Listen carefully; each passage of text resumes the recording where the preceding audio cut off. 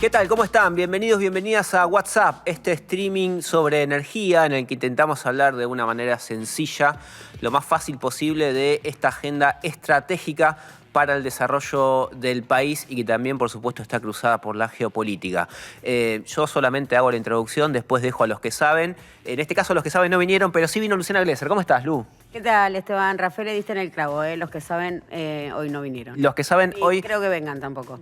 Yo creo que sí van a venir. Creo que sí, porque tenemos muy buenos entrevistados que saben mucho de lo suyo, así que quédense ahí que en un ratito van a compartir algo de sus saberes con nosotros. Y también está Fernando Graboviak, por supuesto. Que bueno, tuve que venir. Tuvo que venir. Exactamente. Sí, programa Y 51. empezó de nuevo. Yo pensé que habíamos empezado la cuenta de cero. Después del 50, de la torta y todo eso. Empezamos Banco, programa banco esa 1. moción. Banco Bueno, la moción de después Programa del 1. 50. Además, todo empieza de cero el lunes, ¿no?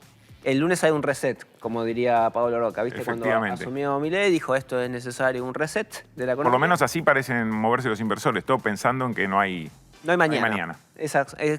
Comprá todos los dólares que pueda y aguanta. Esta es un poco la tónica en la que está ocurriendo la economía en general. Seas alguien que puede ahorrar un mango o seas un Pablo Roca de la vida.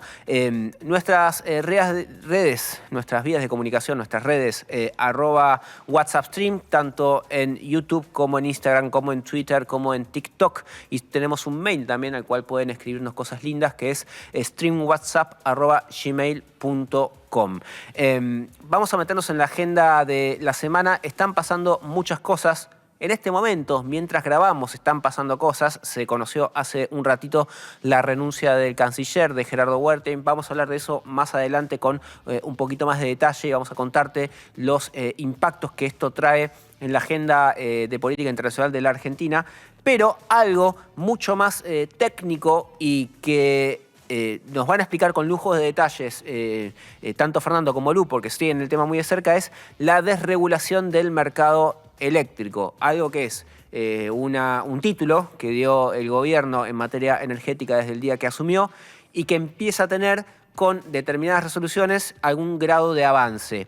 Este martes se conoció la resolución 400 de la Secretaría de Energía que da algunos pasos más en desregularizar, así se dice, el mercado eléctrico, sobre todo al definir, entre otras cosas, un mercado a término para la compra de energía, para que las centrales compren energía, no vos en tu casa, sino las centrales generadoras, las centrales térmicas compren energía, y también se va corriendo el rol de CAMESA como el que centraliza el juego. Hasta ahí entendí yo, ahora los dejo a ustedes. Lo explicaste bastante bien en términos técnicos, ¿no? La creación de un mercado a término, que es básicamente el dato distintivo. Hasta ahora la concentración del despacho de energía lo tenía CAMESA y se abre esta suerte de mercado spot, donde pueden ir ¿quiénes? Los grandes usuarios, los que se consideran goodies, y una parte también de lo que se llama la demanda estacionalizada, que se divide una parte en industrias y otra parte en residenciales. Grandes usuarios son empresas que contratan energía. Consumen, son demandantes intensivas, claro. Porque también tenés industrias que están dentro de lo que se considera estacionalizada, ¿no? Acá empezamos Exacto. con nombres muy técnicos. Digo, tenés estacionalizada los residenciales, una parte de las industrias que consumen un poco menos y los goodies. Los goodies que son los que en definitiva van a asumir los mayores aumentos del costo de energía. Ok. A ver, esto por ahora desde la Secretaría de Energía insisten en que los residenciales están protegidos, que no van a tener un impacto justamente porque no se modifica el esquema ni de subsidios ni de abastecimiento por parte de CAMESA. Lo que se abre es esto, ¿no? Correr a CAMESA y abrir un mercado sin CAMESA donde los grandes usuarios van a poder pactar directamente la energía y va a haber un mercado. Dentro de esto que es el mercado a término que ya existía, va a haber un mercado eléctrico con la energía para contratarla y otro de potencia. Entonces ahí también tenés otro aumento porque se va a pagar para que esté la potencia disponible en el caso de requerir la demanda.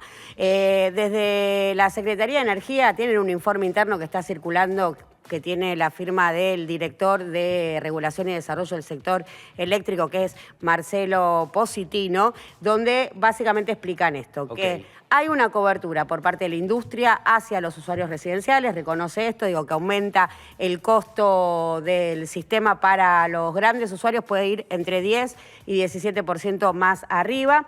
Para las industrias medianas, podemos decir, el costo de aumento va a ser entre 6 y 11%. Insisten que para la demanda residencial va a quedar en el mismo nivel, con lo cual hay una distribución ahí de los costos que va a asumir la industria en favor de los residenciales.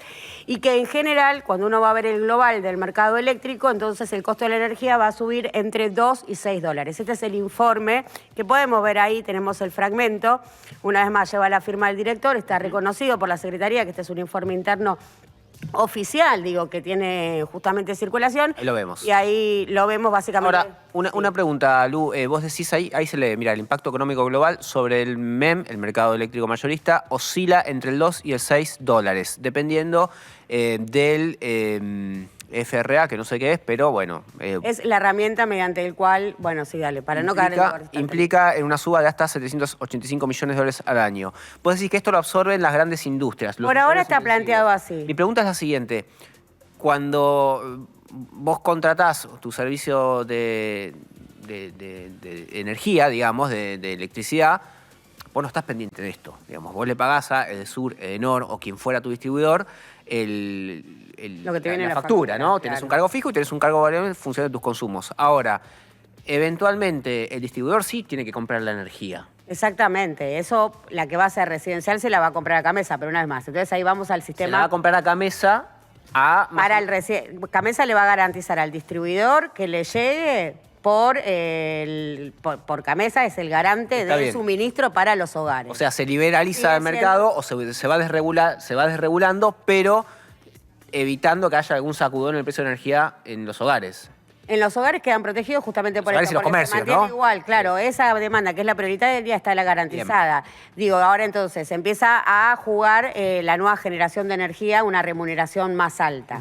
Digo, es complejo porque si bien no es un avance sustancial, vamos a decir que desregula o corre a Camesa para los grandes demandantes de energía, ¿no? Hasta Entonces, ahora venían comprándole también energía a Camesa. Claro, Camesa compraba la energía y la vendía, digamos. Monopolizaba el despacho.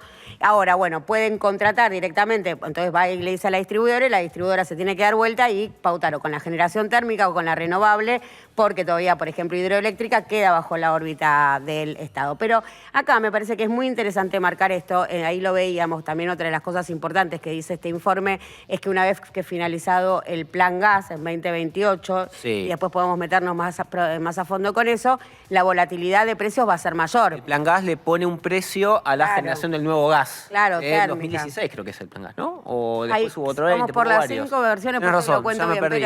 Está bien, es como Rápido y Furioso, tenés plan gas todo el tiempo. Sí. ¿Qué termina reconociendo? Por un lado, que con la desregulación se fomenta, es cierto, la competencia, que no necesariamente esto va a bajar el costo de generación, tipo esto también lo reconoce la Secretaría de Energía, y que genera mayor volatilidad. Digo, si bien es más propicio para unas futuras inversiones, también es cierto que le pone o le agrega un componente de volatilidad e incertidumbre al mercado. Decir esto que inmediatamente después de esta resolución, lo que la traducción más rápida y concreta, más allá de la desregulación, es que subieron la calificación de justamente todas las jugadoras del sector. Entonces también hay una ganancia financiera inmediata, claro.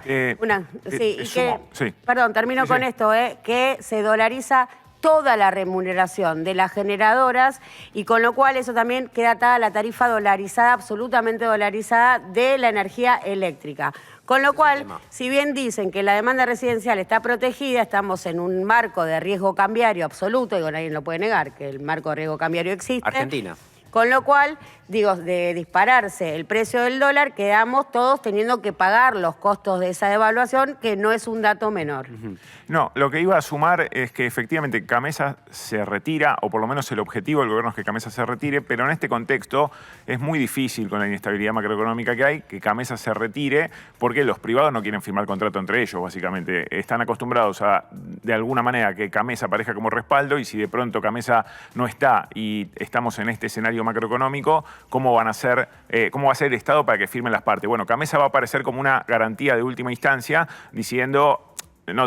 va a aparecer en los contratos que si la situación se desestabiliza en línea con alguna crisis cambiaria o algo, bueno, exactamente, cuando lleguemos al lunes, ahí Camesa aparece como la garantía de última instancia, y eso va a hacer que esas partes empiecen a firmar contratos entre ellos, y al final de todo aparece Camesa garantizando que alguien va a pagar. Eso por un lado. Y después, la reforma introduce esta idea del sistema marginalista de precios que, para decirlo mal y pronto, significa que el precio de la energía ya no va a ser un promedio, sino que va a ser el que aporte el último mega que se necesitó a la demanda, va a fijar el precio de la energía. ¿Qué significa esto? Primero vos te abasteces con fuentes más baratas y después vas abasteciéndote con fuentes más caras. En general se tomaba un promedio. En los 90 no. En los 90 existía este régimen marginalista, que es el último que entra le fija el precio a todos los demás.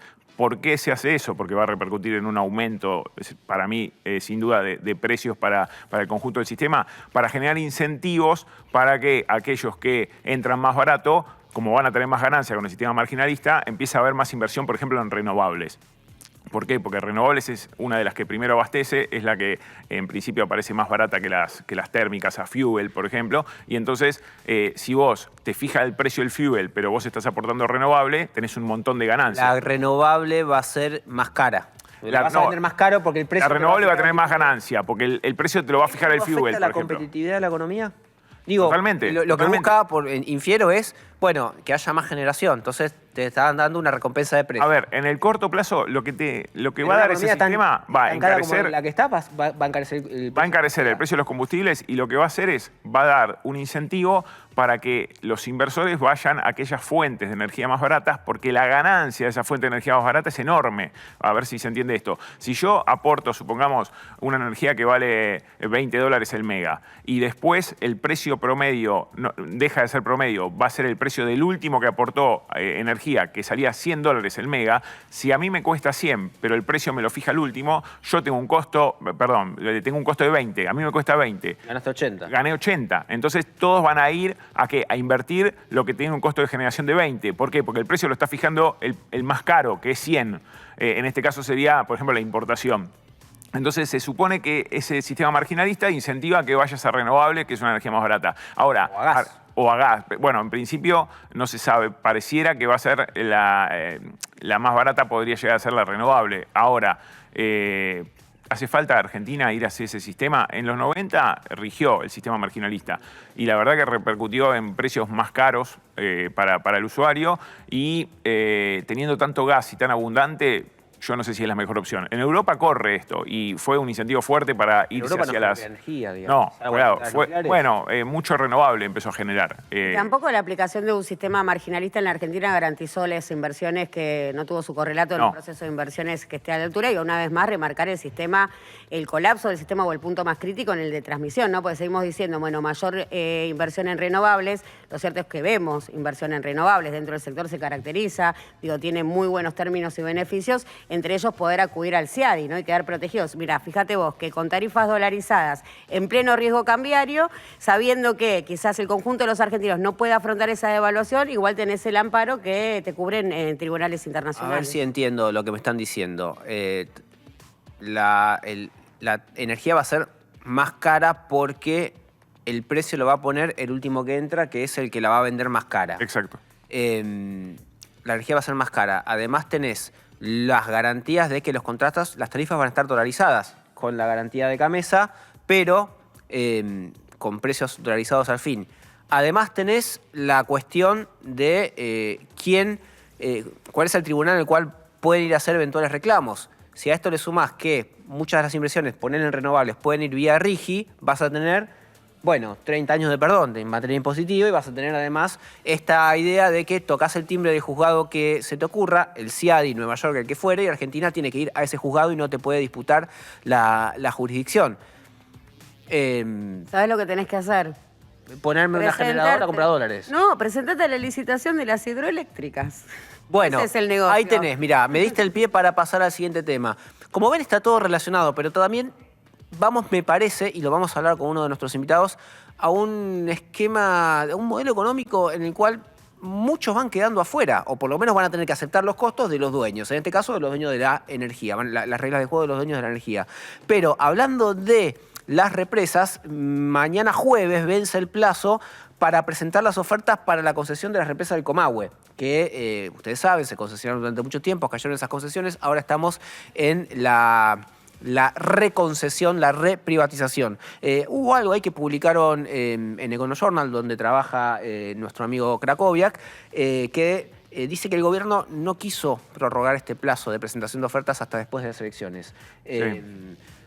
Lo cual, desde el lado del inversor, dice, bueno, déjame que pasen las elecciones, que baje un poco la incertidumbre para yo poder acercarte a mi propuesta.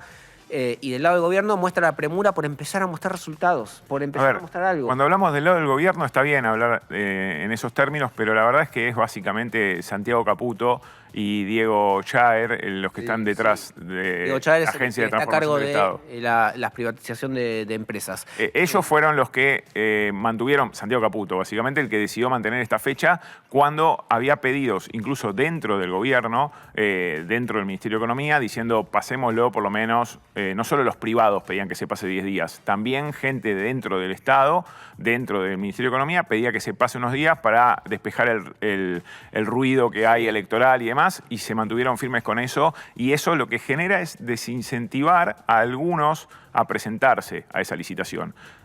Si pensamos mal, podríamos decir que tal vez lo que se dice formalmente, que se quiere que haya más competencia y más oferentes, en los hechos no es tan así. Hasta ahora los que entran seguros, ¿quiénes son? Los que ya estaban, ¿no? Central Puerto, AES Sí. Y Enel, que es la dueña de Edesur. Y Pampa de Marcelo Bindil. Sí, Central Puerto creo que quería ir hasta por una segunda, o eso circulaba también en el sector. Por una estaba también ahí el Grupo Edison, se llama. Que el Grupo Edison es donde están los Neus, la familia Neus, una familia muy importante. La familia Stanley, que tiene algunas inversiones. Guillermo Stanley forma parte de creo que con Reca tenía inversiones también en materia energética. Y entra ahí Chernahovsky. Claro, de Tierra de Fuego. Que Chernahovsky es uno de los grandes, es el Grupo Newsan, Tierra de Fuego, compró Procter & Gamble, también está en el consumo masivo y ahora también se mete en el palo de la energía. Quiero, marcar dos cuestiones sobre esto y la apertura de los sobres y la adjudicación de operación y mantenimiento, que hay un pedido de impugnación en curso por parte de un grupo de legisladores, están senadores, diputados de Río Negro y Neuquén, pidiendo justamente la impugnación porque la licitación es sin precio base y no se siguió el procedimiento para la tasación.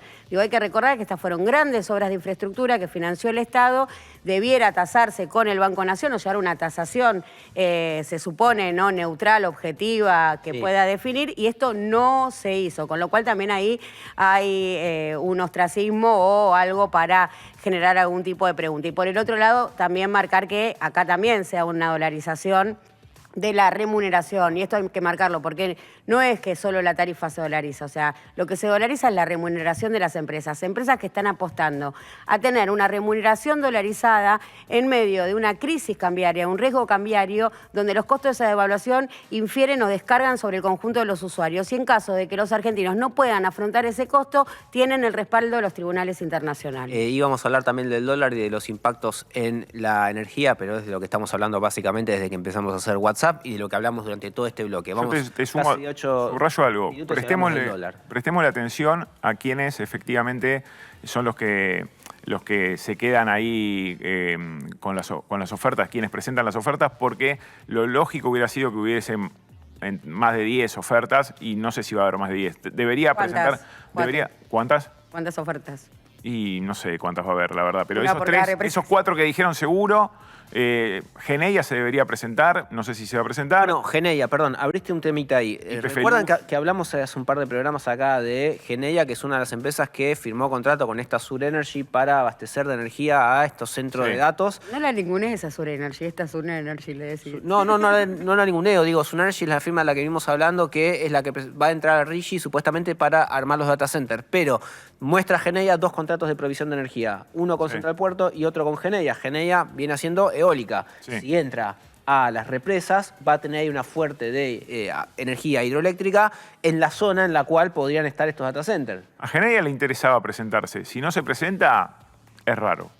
Es raro que no se presente. Es raro. Dejamos así el interrogante abierto y vamos... Si aparece una empresa cercana a Santiago Caputo, como es los que se le prendió la lamparita, la Edison de los Neus, también es raro.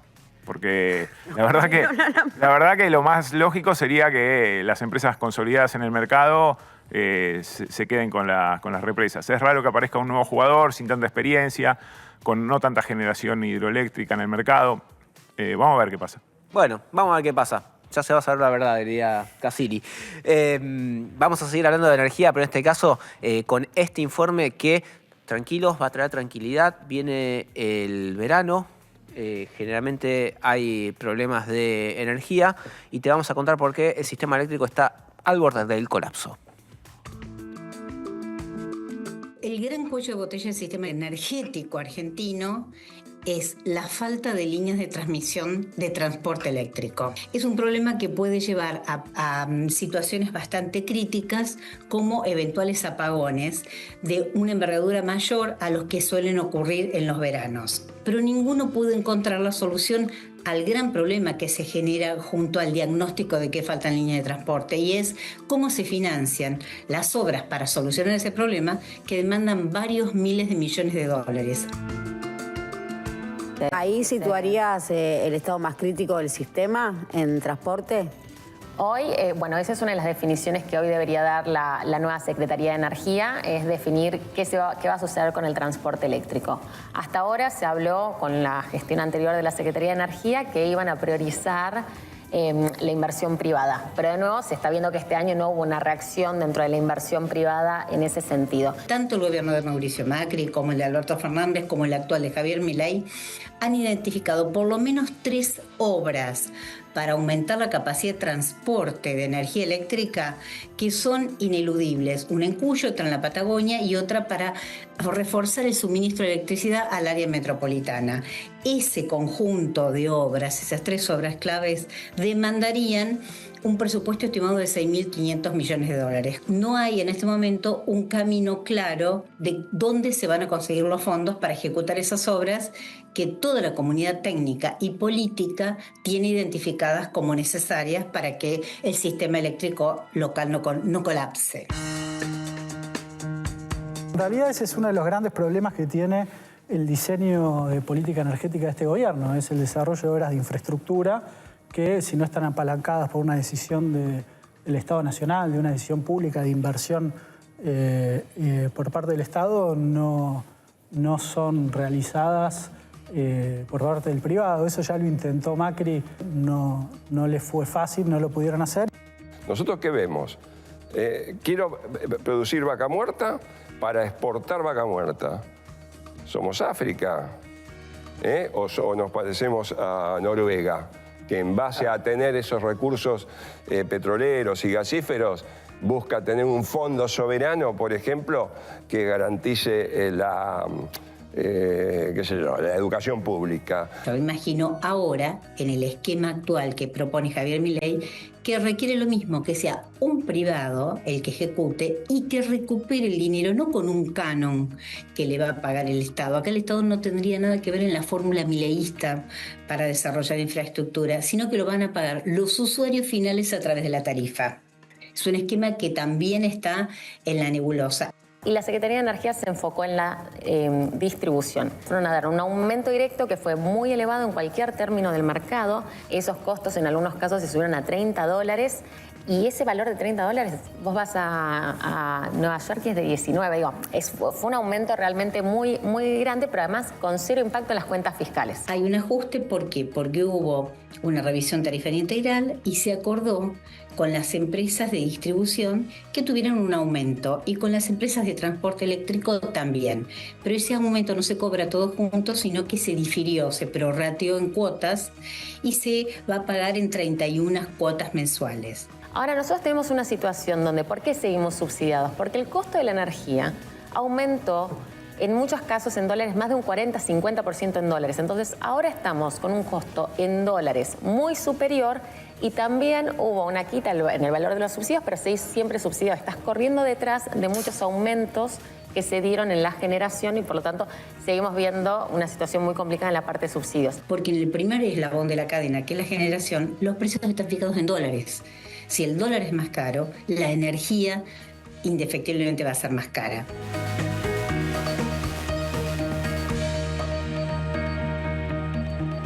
Pasó ahí el informe que armó la producción sobre el sistema eléctrico. Estamos todos más tranquilos, ¿no? Vamos a morir, Finalmente pero hablaron los que está bueno saben. saberlo. Yo no tenía fe y hablaron los que saben. Sí, y ahora vamos a hablar con alguien que sabe y mucho sobre esto, miren, El país que quieren los dueños. Y está acá el autor de esta obra, de la cual también participan otras personas, pero la cabeza principal de este trabajo es Ale Berkovich, periodista, economista y amigo que tiene la deferencia de venir a visitarnos. ¿Cómo estás, Ale? Bien, muchas gracias por convocarme. Muy contento de estar acá.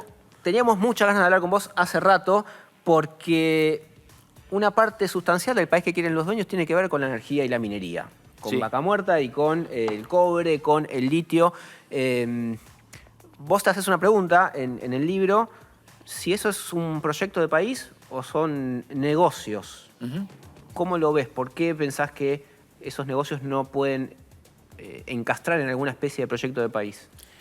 Podrían tranquilamente, pero deberían ser pensados así, justamente, no como enclaves, sino como retazos de algo mayor.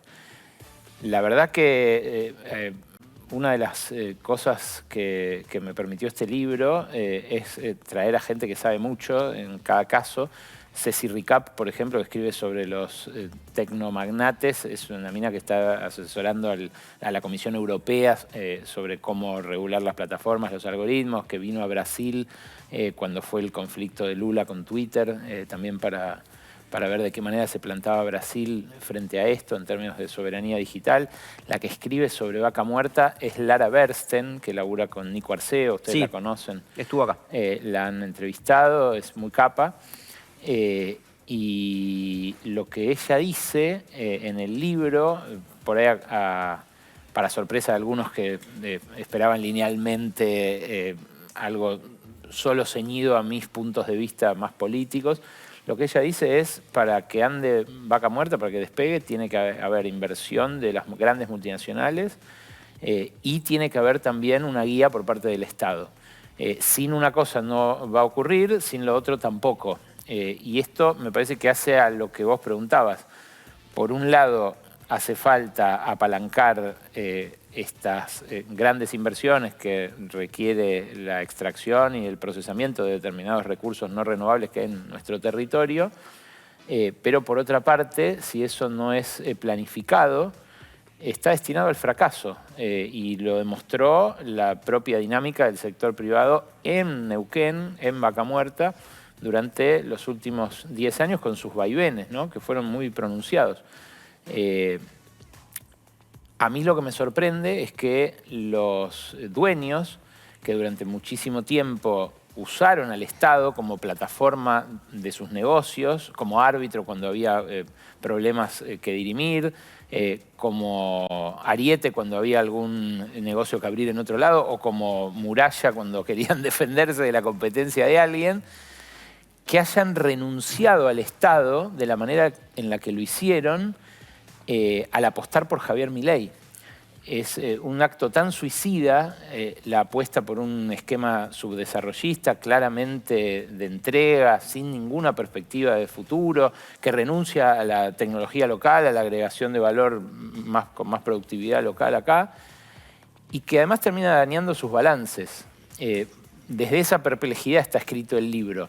¿Cómo puede ser que tipos muy inteligentes que han hecho mucho dinero apuesten por gente tan improvisada, tan poco formada, tan aventurera, tan bruta y además contra sus intereses más inmediatos, los que uno puede identificar viendo su balance? Ale, el otro día leía a un periodista muy prestigioso, Esteban Raffaele, en un sitio Letra P, que decía que los empresarios ahora pareciera que están arrepentidos.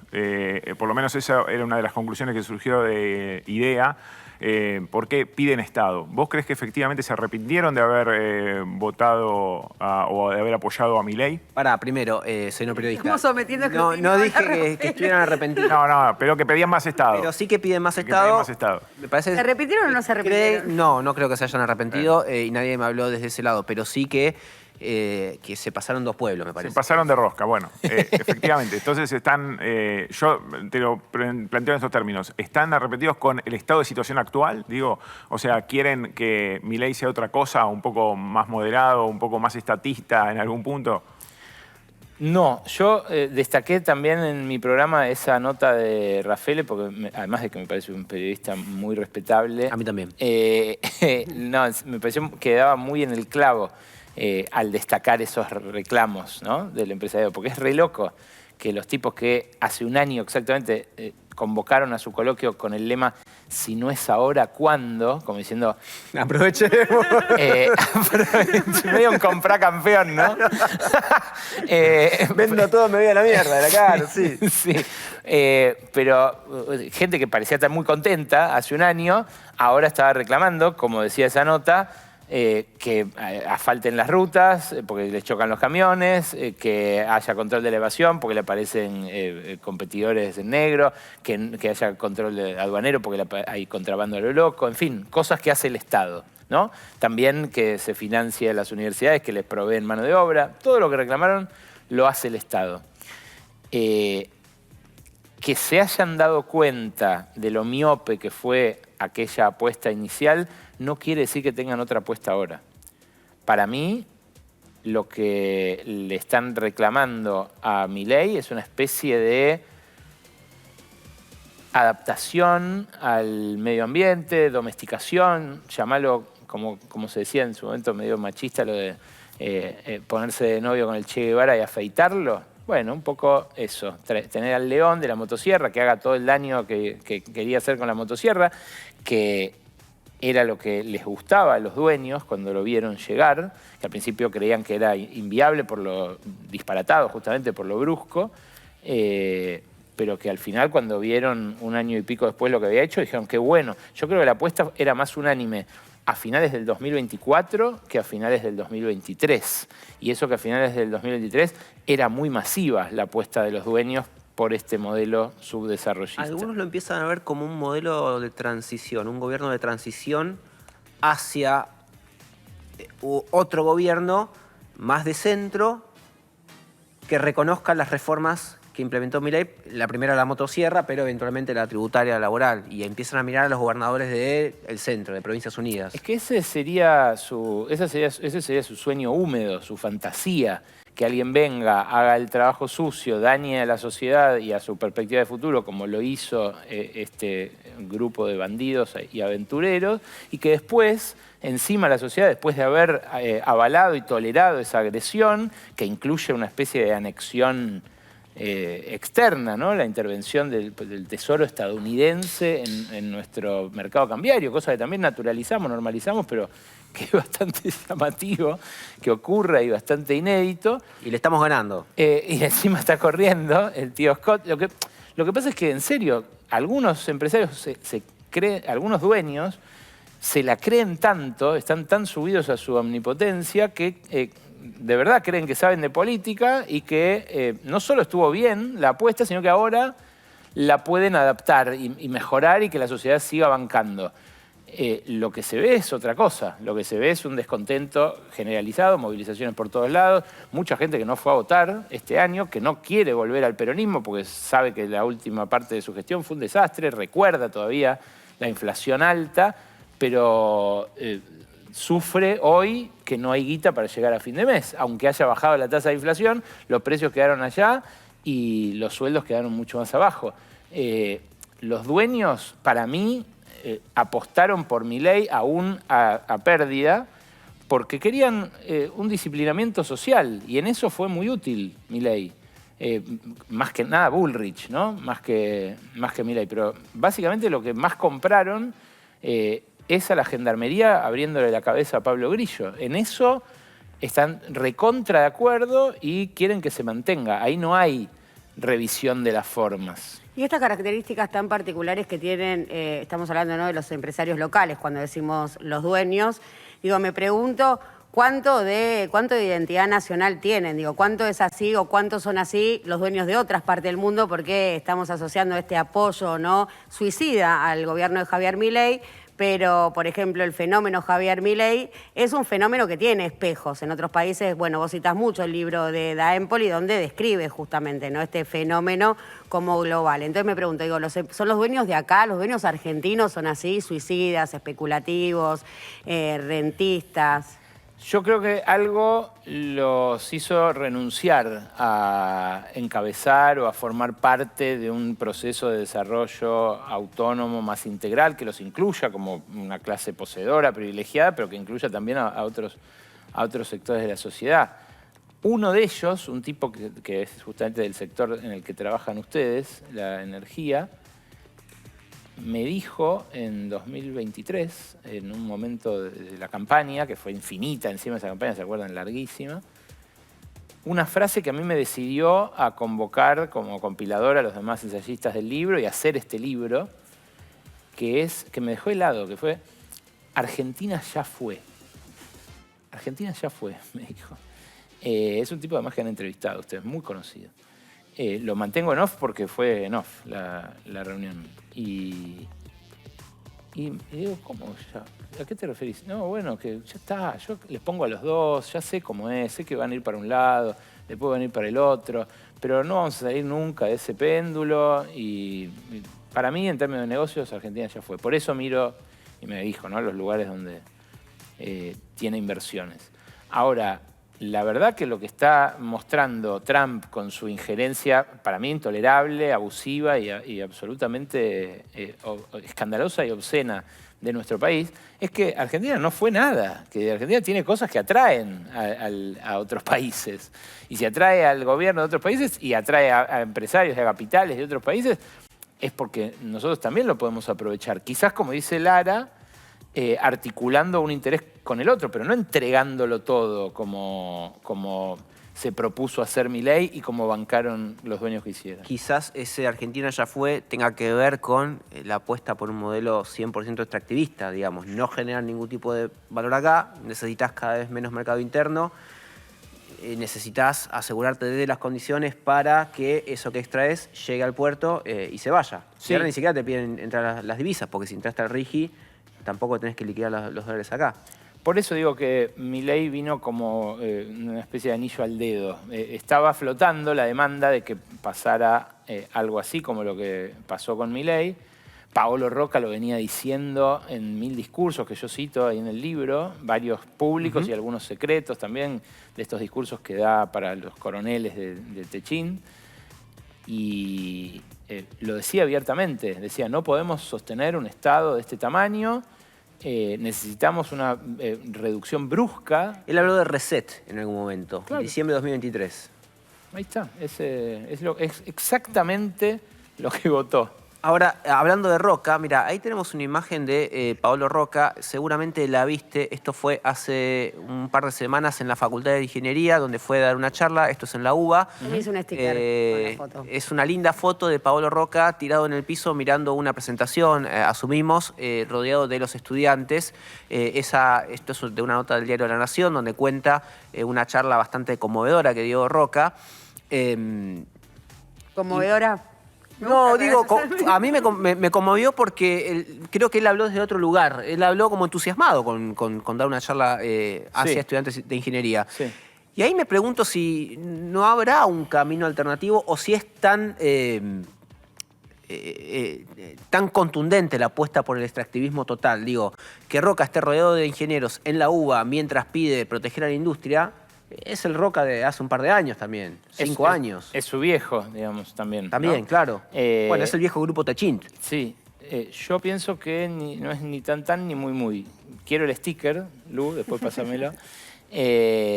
Pero a mí me impactó también esta imagen, me impactó el lugar, los reclamos que hizo y la reivindicación de una universidad pública que alimentó a Techín desde los años 40, o sea, Absolutamente. Una universidad pública que le dio todos sus cuadros, pero que alimentó también a Mercado Libre. Mercado Libre es tan dependiente del recurso formado por la universidad pública que hasta se compró una empresa de inteligencia artificial hace 10 años, cuando nadie hablaba de inteligencia artificial, se llamaba Machine Learning, que había sido incubada en la Universidad de Córdoba.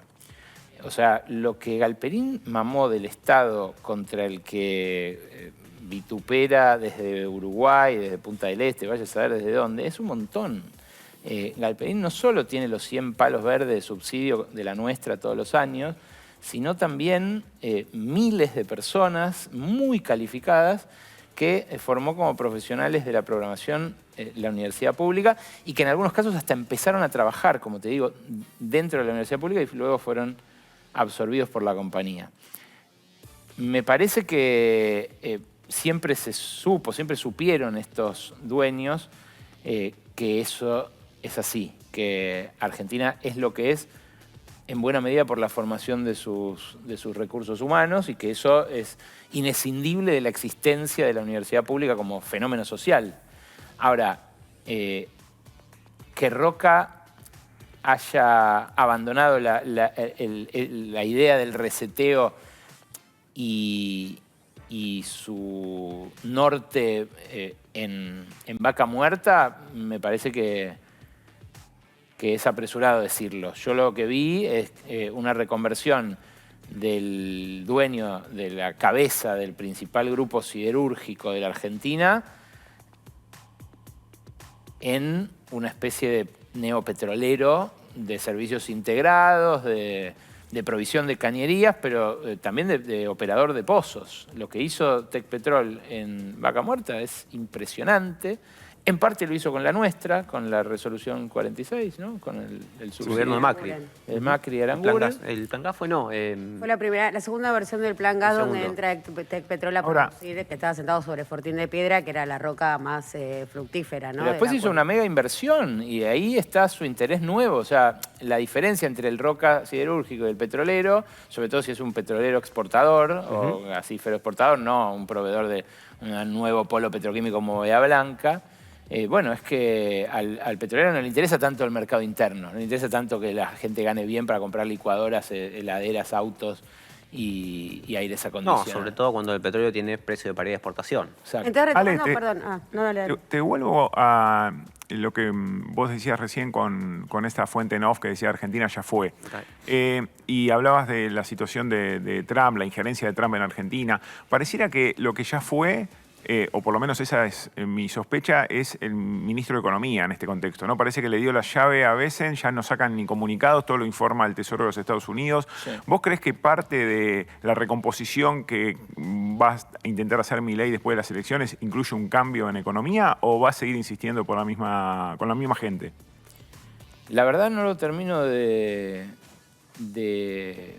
establecer, Craco, porque uno a veces, viste, duda... ¿quién es el que manda entre esos dos? ¿No?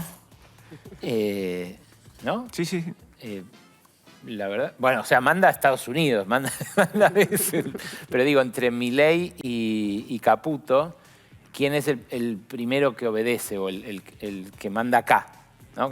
Sería el delegado. Y no sé.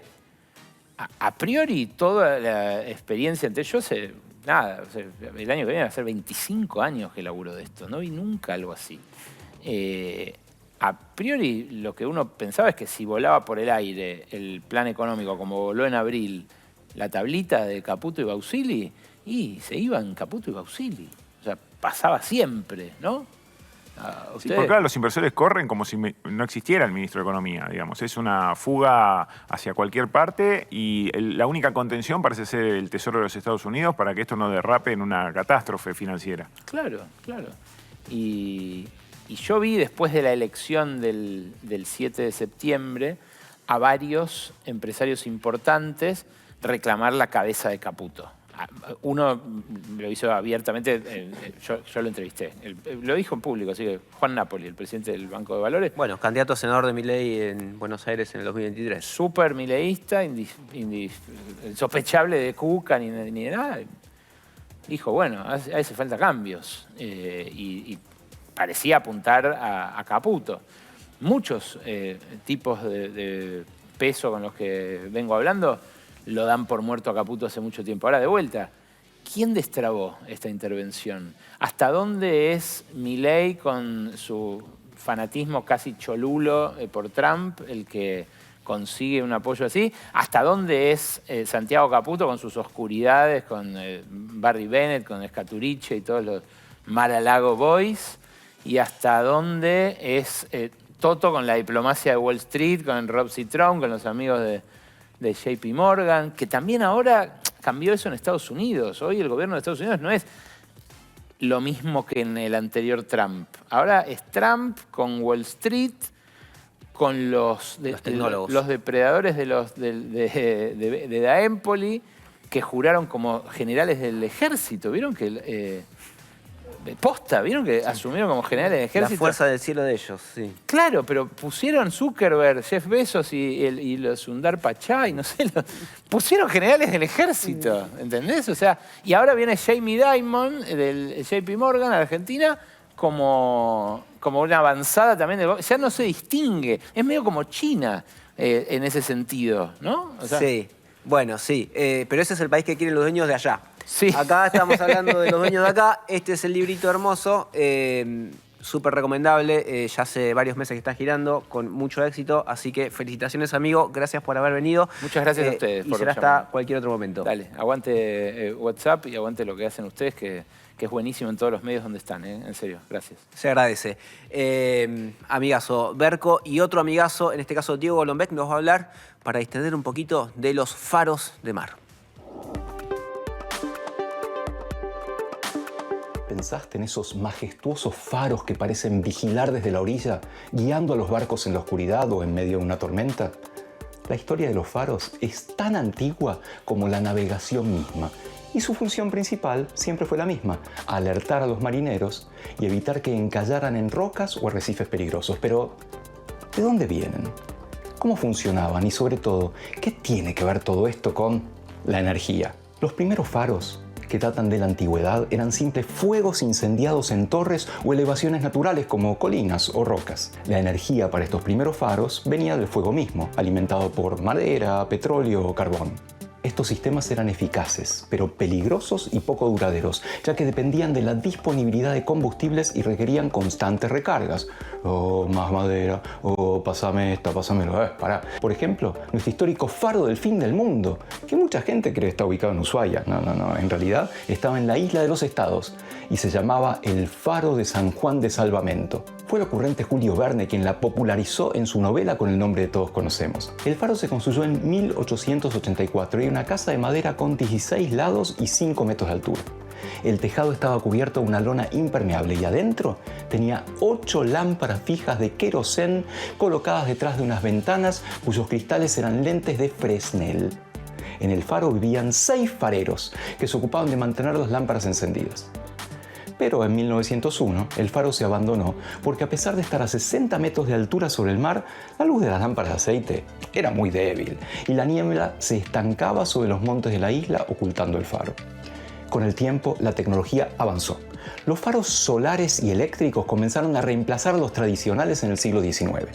La electricidad cambió radicalmente su funcionamiento. En lugar de un fuego que se consumía, adoptaron sistemas de lámparas eléctricas que consumían menos energía y tenían una iluminación mucho más potente y duradera.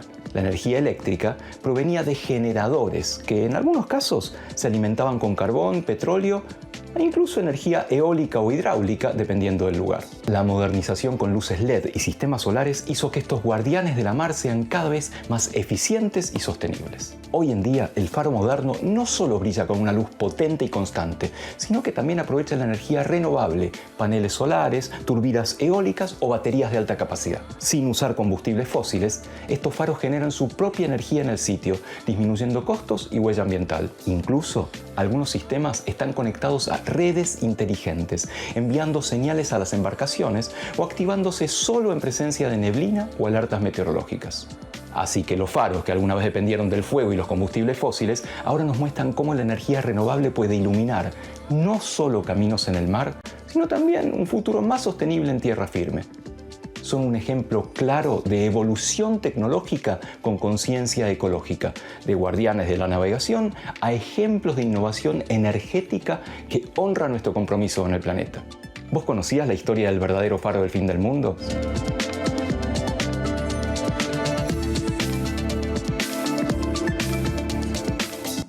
Y después de este respirito de la mano de Diego Golombek, nos metemos de nuevo en la durísima y cruda actualidad. Seguramente ya saben, renunció hoy miércoles al mediodía, a la mañana, Gerardo Wertheim, el canciller. Lo pueden leer en todos los medios, lo pueden leer en Clarín también, donde escribe nuestra amiga de la casa, Natalia Niveskiviak, que vino a contarnos cómo sigue esta película. ¿Cómo estás, Natalia? Oh, una película muy compleja, que te renuncie. Hablamos con Luciana, que te renuncie un ministro A 3 días de las elecciones. en plena campaña electoral y a horas, porque ya podemos decir ni siquiera días, son horas, 72, ¿cuántas faltan? Sí. Muy poco para las elecciones, muestra dos cosas. Una parte, una debilidad del presidente con eso, y otra, lo hinchado que estaba el Huerta. poderoso empresario y donante que ha sido Huerta, y no solo durante la campaña, sino durante todo este tiempo que se ha financiado él sus propios vuelos en avión privado y demás, sin dar mucha justificación de los pasajeros que iban en ese vuelo. El canciller Gerardo Huerten, ahora ex canciller, en realidad presentó su renuncia, estaba ido el martes a la noche. Él, su abogado Jorge Grispo, habían prácticamente desocupado los despachos. Él funcionaba con una seguridad prácticamente digna de un presidente, muy poderoso, y pasaba muchas de sus jornadas afuera del país, donde creo que debe estar furioso. Él con eso no logró cumplir con la promesa de un acuerdo comercial con los Estados Unidos, como venía anunciando reiteradamente desde principios del tarifazo, del arancelazo de Donald Trump. Un puntito ahí. ¿Qué falta? Porque, bueno, estuvimos los dos en IDEA, vos también estuviste cubriendo ahí, y era inminente, ya está. Estuvo Pablo Lavigny, secretario de Comercio, diciéndoles a los empresarios, ya está todo acordado, sin dar detalles, confidencial y demás, pero no sale. Mirá, entre otras cosas no salen los condicionamientos también de Estados Unidos, entre otros que tienen que ver con cosas que hemos hablado acá, ley de patentes, propiedad intelectual, laboratorios, una resolución de 2012 de kirchnerismo que los Estados Unidos reclama en función de la presión también de los laboratorios internacionales. Son muchos intereses en juego. Bueno, Huerten no avanzaba con eso. Ahí tiene que ver con intereses geoestratégicos y también con los nuestros, porque si bien hay presión internacional para eso y que tiene que ver con la innovación, las marcas y demás, uno se pregunta, ¿que sean laboratorios nacionales nos bajaron los precios de los medicamentos? No. Entonces, creo que eso merece un debate, ¿no? Y es más profundo para tirarlo ahí, ahora, pero es algo que sí le tiraban a Huerten por encima. Y Natalia, ¿por qué renuncia 4 días antes de las elecciones? Está muy enojado el canciller, que le dijo al presidente o yo o Caputo. Evidentemente Caputo es el preferido. Santiago Caputo, sí, es verdad, Santiago Caputo, el asesor, que hoy está manejando él bastante con Caputo, Toto, Luis Caputo, las relaciones económicas y financieras con los Estados Unidos. Caputo Santiago maneja más el arco político y lo que son los vínculos con la CIPAC y con la acción conservadora y con personajes que hemos visto en la Argentina seguido y más relacionados con el movimiento que va a llevar nuevamente a Milei a Estados Unidos posiblemente el 5 y 6 de noviembre. Está confirmado un encuentro nuevamente con Donald Trump en una actividad privada que se llama American Business Forum. Va a estar Trump, va a estar Messi, María Corina Machado por Zoom y otros CEOs de grandes empresas. Ahí lo quieren llevar a Milei a la gala de Mar-a-Lago y que esté finalmente con Trump también en otra oportunidad, decía yo, el viaje número 13 de Milei a los Estados Unidos. Y más allá de estos eventitos y demás, ¿qué vislumbrás que puede pasar con la política internacional después de las elecciones del domingo? Si el resultado es bueno para el gobierno o si es malo para el gobierno. ¿Puede haber algún cambio? ¿Hay algo condicionado? Venimos de esta reunión en la que Trump dijo, si no ganás, no hay ayuda. Sí. Yo no creo que si Milei es gobierno, Donald Trump se vaya finalmente, aunque él sí dijo que claramente por X, que no era como interpretaba en el gobierno 2027 para que no se trastabillara tanto como pasó con el mercado cuando el presidente de Estados Unidos dijo frente a Milei, no seremos tan generosos con esa ayuda.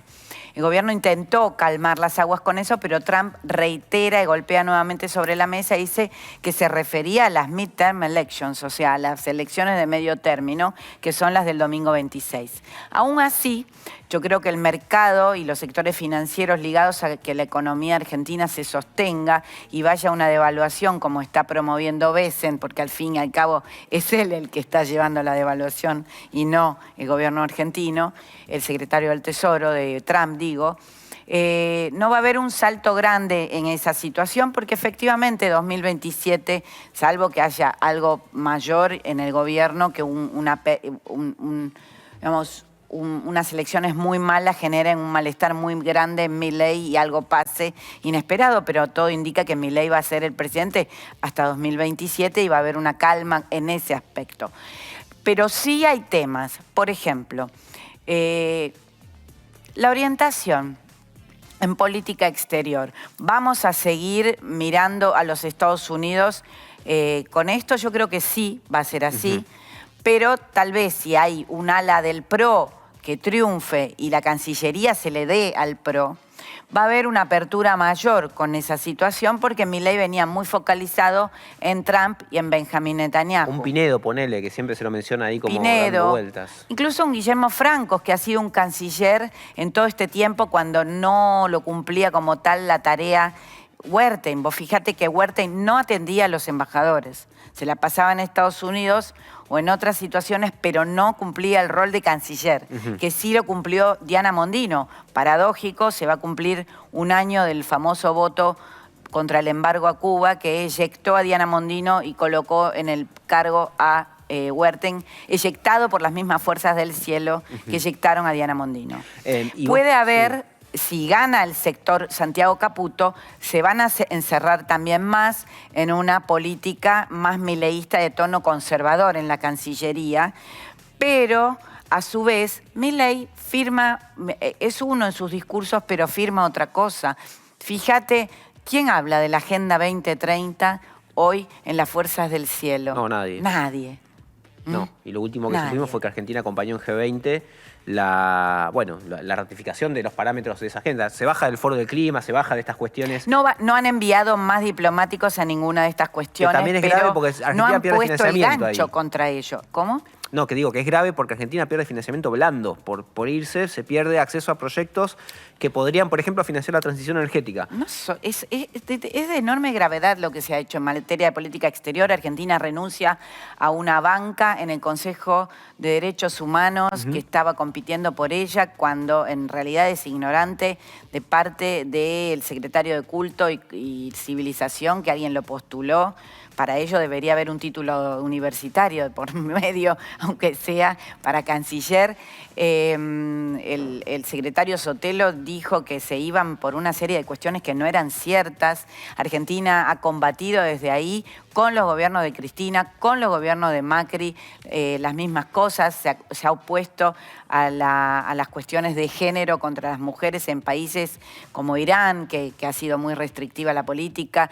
Se ha peleado por Venezuela y por los derechos humanos, contra el régimen nicaragüense, y lo ha hecho también el gobierno de Alberto Fernández. Entonces, no nos mintamos con eso. Hay una continuidad, digamos, Hay una continuidad con altas o bajas en las voces, pero no es cierto eso. Y Argentina ahora enfrenta en la CIDH una embestida contra el gobierno de Javier Milei, habiéndole bajado el precio por la libertad de prensa y las expresiones contra el periodismo. Si fuera más activo, tendría otro juego ahí. Clarísimo. Natacha, bueno, seguiremos leyéndote ahora que... Por favor. Sí, no, además es el momento para hacerlo.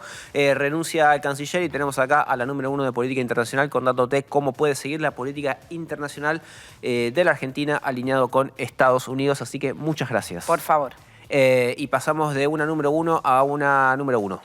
Sí, también. A un 4 de copas. Casco, guantes, te toca a ti, amiga mía, Luciana Glesser. Elija. Siempre los dos, pero bueno, no voy a hacer uso. No vas a hacer uso. No bueno, te voy a revolear unos guantazos entonces. Podemos dejarlo. Ten ahí. Uy, los anteojos. Tenemos poco tiempo, pero me gustaría que me hables del plan gas y de la trampita del gobierno. Bueno, a ver, plan gas, esto que suena tan ajeno, tan lejano a nuestra cotidianidad, ¿qué me importa? No sé de qué están hablando, ¿no? Cuando decís plan gas, pero en definitiva es lo que fija el precio del costo del gas, no solo el que abrís cuando abrís la hornalla, sino también lo que implica generación de vaca muerta. Sí, pero además en la generación, la matriz energética a nivel país tiene mucho de térmica, que el gas es el combustible que se usa, sobre todo porque contás con el recurso, bien decís vos, es la segunda reserva de shale gas del mundo y justamente veníamos con una producción producción en declino, el plan gas es un plan de incentivo.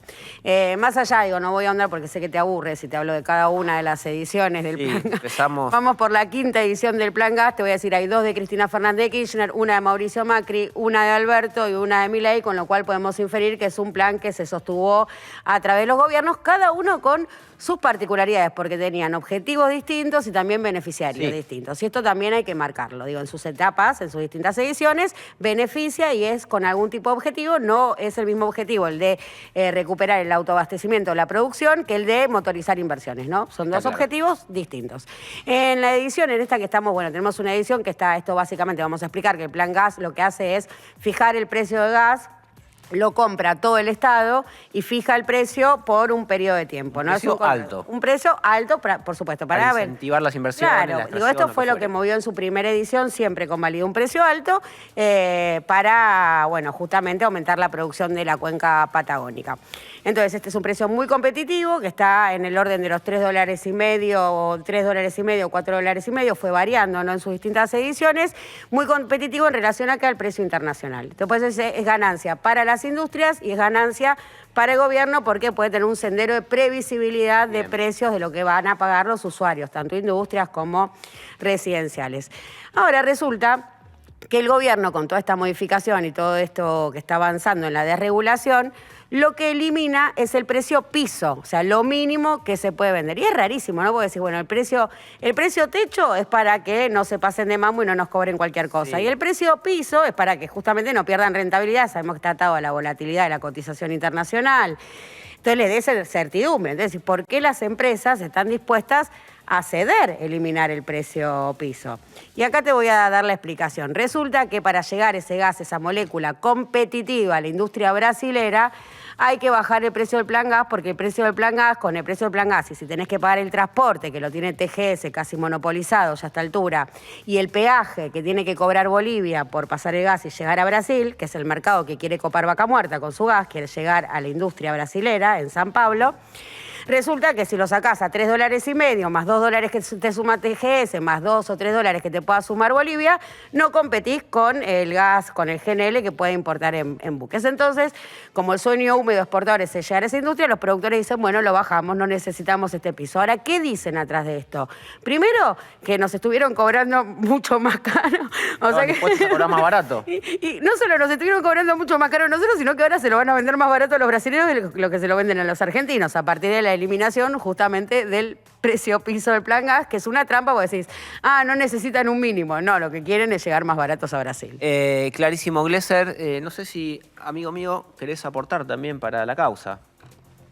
Qué bueno que entró Craco. Me gusta esto. Sí, festejo. No le va a entrar, porque, pero está bien. Me voy a quedar ahí con el cajito acomodado. Es que me gustó, porque me dijeron que me iban a hablar de los pozos del millón. Los pozos del 1.000.000 de toneladas. No de dólares. No, millón de barriles acumulados desde que entraron en producción. Bien. 1.000.000 de barriles acumulados. Hay hasta ahora 18 pozos que ya en los últimos 3 años, algunos han acumulado más de 1.000.000 de barriles de producción, pero hay algunos en esa lista que empezaron a acumular ese 1.000.000 de barriles en apenas un año. O sea, lo que está mostrando un incremento notable de la productividad de Vaca Muerta en la zona núcleo de Vaca Muerta, que es más donde está... intensiva también. Sí, a partir de que algo que hablamos acá también, ¿se acuerdan de los pozos horizontales, las fracturas horizontales también, que nosotros la comparamos con cuántas jirafas o cuántos Shaquille O'Neal no era el chino, no me acuerdo ahora cuál era el jugador chino que medía... Yao Ming. ¿Cuántos Yao Ming representaban la fractura, los caños horizontales? Bueno, esa mayor productividad es la que hoy le está permitiendo al corazón de Vaca Muerta, o sea, a Loma Campana, Bandurria Sur, Bajada del Palo Oeste, Bajada del Palo Oeste, todas esas zonas, empezar a producir cada vez más en menos tiempo. Y entonces esta característica de los pozos del 1.000.000 va a empezar a ser cada vez más común. Esto que les estoy diciendo surge de un informe de Gerardo Tenerini, que es es un especialista que sigue en general las tendencias de Vaca Muerta y de la producción hidrocarburífera, y el pozo que hoy llegó al 1.000.000 de toneladas, yo la sigo con 1.000.000 de toneladas, pero es 1.000.000 de barriles acumulados en menos tiempo, en 12 meses, es un pozo de Vista que se encuentra justamente en Bajada del Palo Oeste. Ese pozo es el que hoy muestra la mayor productividad, y lo que dice Tenerini es, esta va a ser la tendencia de Vaca Muerta, que cada vez en las zonas más productivas va a haber una mayor producción acumulada en menos tiempo. Bueno, una buena noticia. No te puedo ¿Viste? creer. Para cerrar el programa, pum para arriba. Pum para arriba. Es la primera vez que trae una buena noticia a Fernando Gracovia. Eso me dedico yo. Siempre hay una primera vez para todo. Hemos tenido un programa en el cual ha habido mucha información, muy buenas entrevistas y, por supuesto, la participación especial de mis dos amigos. Gracias, Craco. Gracias, Glesser. ¿Vengo el miércoles que viene? Te lo pido, por No, favor. lo confirmamos. No, vení el miércoles que viene. Pero es después de las elecciones el miércoles que viene. ¿Hay miércoles que viene? Claro, lo yo que creo- quede de pensé que ya no. Sí, Bueno. todavía sí, no sabemos a qué dólar, porque tenemos los ingresos dolarizados, por supuesto, pero hay miércoles que viene, va a haber país el miércoles que viene, va a haber resultado electoral y va a haber, por supuesto, repercusiones. Me voy a llevar puesto el micrófono. Si chequeamos el lunes. Bueno, hablemos el lunes. Hablemos y vemos. el lunes. Pero yo creo que todavía hay, porque pase lo que pase, hay mucho del sector de la energía y de la minería para seguir contando, por lo que pueda ocurrir o por lo que pueda no ocurrir. Porque si alguno dice, levanto la bandera, chau Rigi y me voy, también es noticia, y nosotros estamos acá para contártelo. Estas fueron las noticias país y te las hemos contado. Gracias por estar ahí. Nos vemos la semana que viene. Chau.